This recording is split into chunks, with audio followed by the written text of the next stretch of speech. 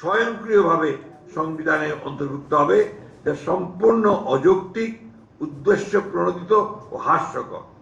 বলা হয়েছে, উক্ত বাস্তবায়ন আদেশ অনুসারে অনুষ্ঠিত গণভোটে যদি ইতিবাচক সম্মতি পাওয়া যায়, তাহলে সংবিধান সংস্কার বিলটি সংবিধান সংস্কার পরিষদ তার দায়িত্ব পালনে সহায়ক হিসেবে বিবেচনা করবে। জাতীয় সংসদ নির্বাচন ও গণভোট অনুষ্ঠান হওয়ার পূর্বেই এই ধরনের প্রিএমপ্টিভ পদক্ষেপ আদৌ গ্রহণযোগ্য নয়। বলা হয়েছে, সংবিধান সংস্কার পরিষদ প্রথম অধিবেশন শুরুর তারিখ হতে 270 পঞ্জিকা দিবসের মধ্যে যদি সংস্কার সম্পন্ন করতে ব্যর্থ হয়, তাহলে গণভোটে অনুমোদিত সংবিধান সংস্কার বিলটি স্বয়ংক্রিয়ভাবে সংবিধানে অন্তর্ভুক্ত হবে, যা সম্পূর্ণ অযৌক্তিক, উদ্দেশ্য প্রণোদিত ও হাস্যকর। জাতীয় সংসদের অনুমোদনের পর যে কোনো বিল রাষ্ট্রপতির অনুমোদন পত্রের পরই কেবল আইনে পরিণত হয়। স্বয়ংক্রিয়ভাবে সংবিধান অন্তর্ভুক্ত হওয়ার কোনো সুযোগ নেই। তা গণতান্ত্রিক রীতি ও সংসদীয় সার্বভৌমত্বের পরিপন্থী।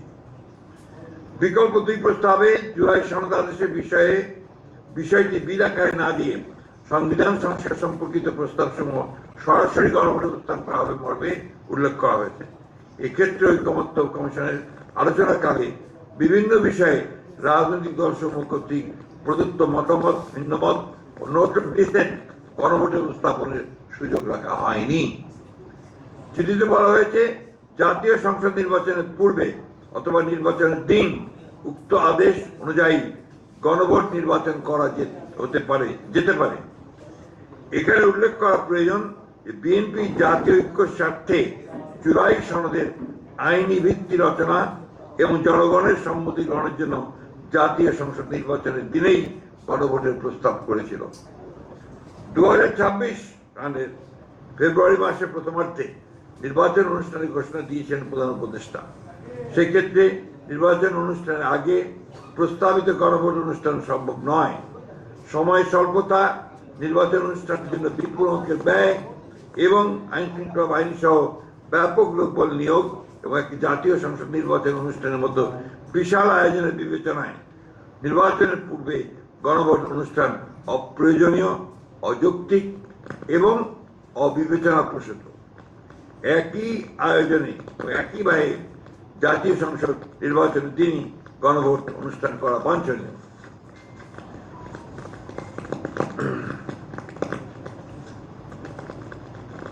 জুলাই জাতীয় সনদ 2025 উল্লেখিত যে সকল সিদ্ধান্ত বাস্তবায়ন জন্য আইন বিধিবিধান পরিবর্তন বা সংশোধন করা দরকার, সরকার তা অধ্যাদেশ জারি ও বিধিবিধান সংশোধন করে সংশোধন বাস্তবায়ন করতে পারে।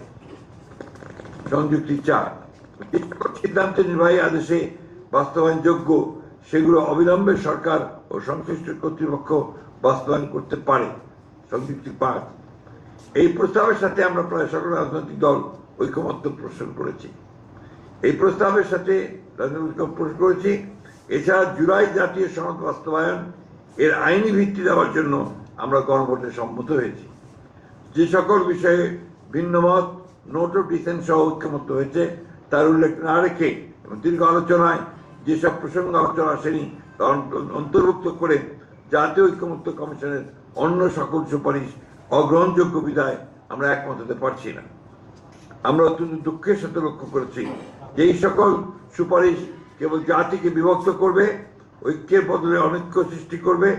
মন গড়া যে কোনো সংস্কার প্রস্তাব গ্রহণ করলে জাতির জীবনে দীর্ঘমেয়াদে অকল্যাণ ডেকে নিয়ে আসতে পারে। আমরা আশা করি জাতির প্রত্যাশা পূরণে এবং দীর্ঘ 16 বছরের ফ্যাসিবাদ বিরোধী গণতান্ত্রিক আন্দোলন ও 2024 সাল ছাত্র গণ অভ্যুত্থানের সকল শহীদের রক্তের অঙ্গীকার অনুযায়ী এবং যারা দীর্ঘ এই সংগ্রামে ফ্যাসিবাদী শাসনামলে গুম, খুন, অপহরণ, নির্যাতন, মামলা হামলার শিকার হইতেন, তাদের প্রত্যাশা অনুযায়ী জাতীয় ঐক্যমতের ভিত্তিতে একটি শক্তিশালী গণতান্ত্রিক রাষ্ট্র পুনর্গঠন করতে পারব। প্রতিষ্ঠিত হবে সাম্য, মানবিক মর্যাদা ও ন্যায় বিচার ভিত্তিক সমাজ ও রাষ্ট্র ব্যবস্থা।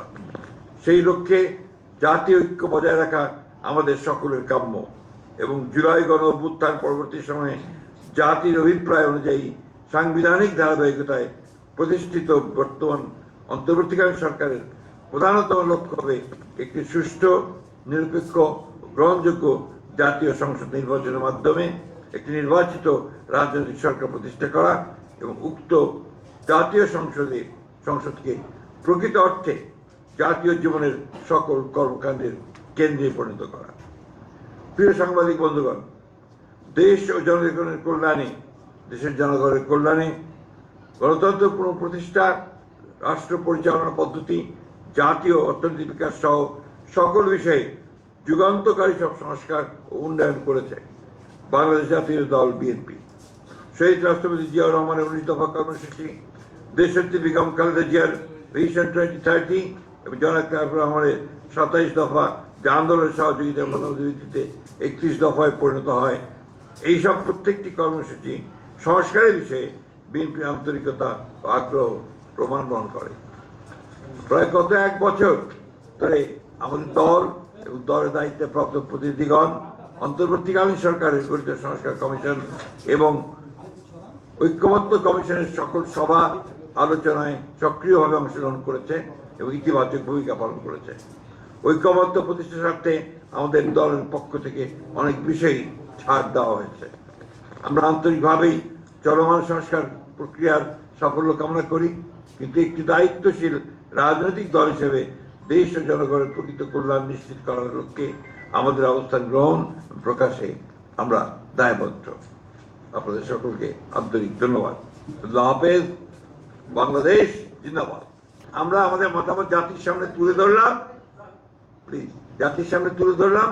প্রয়োজনে আমরা এটা প্রধান উপদেষ্টার কাছে আমরা আবার যাব। আমি আপনাকে বলি, আমরা তো আমাদের যে বক্তব্যটা দিচ্ছি এটা আমাদের আমরা আমাদের দলের পক্ষ থেকে দিচ্ছি, সুপারিশ করা যেটা এসছে আপনার সে সুপারিশ, এটা হচ্ছে সুপারিশ। সুতরাং এই বিষয়ে তো নির্বাচন বিঘ্নিত হওয়ার কোনো কারণ নেই। আমরা অঙ্গীকারনামা স্বাক্ষর করে দেব এবং সনদের যে অংশটুকু আমরা একমত হয়েছি উইথ নট অফ ডিসেন্ট, সেটাই ছিল। এই যে বলেছে অবস্থা আমরা গ্রহণযোগ্য না, আপনি লক্ষ্য করেন না, আপনি দেখেন একদম স্পষ্ট বলেছি যে এই ধরনের গুলো আমাদের গ্রহণযোগ্য নয়। এবং কালকে যেটা আপনার সাবমিট করেছি আমাদের মতামত আপনাদের সামনে তুলে ধরলাম। বিচারের ব্যাপারে আমরা খুব সুস্পষ্টভাবে বলেছি যে গণহত্যাকারীদের, অর্থাৎ আওয়ামী লীগের যারা গণহত্যার সঙ্গে জড়িত এবং অন্যান্য বিভাগের যারা সরকারি কর্মকর্তা যারা এর সঙ্গে জড়িত, তাদের অবশ্যই বিচার হতে হবে এবং দ্রুত বিচার হতে হবে। আরেকটি বললেন নির্বাচনের ব্যাপারে অত্যন্ত পরিষ্কার। আমরা তো আপনার 2026 সালে মধ্য ফেব্রুয়ারিতে প্রধান উপদেষ্টা যে কমিট করেছেন জাতির সামনে, আমরা সেটা আস্থা রেখেছি এবং সেই হিসাবে আমরা আমাদের নির্বাচনের কার্যক্রম চালিয়ে যাচ্ছি।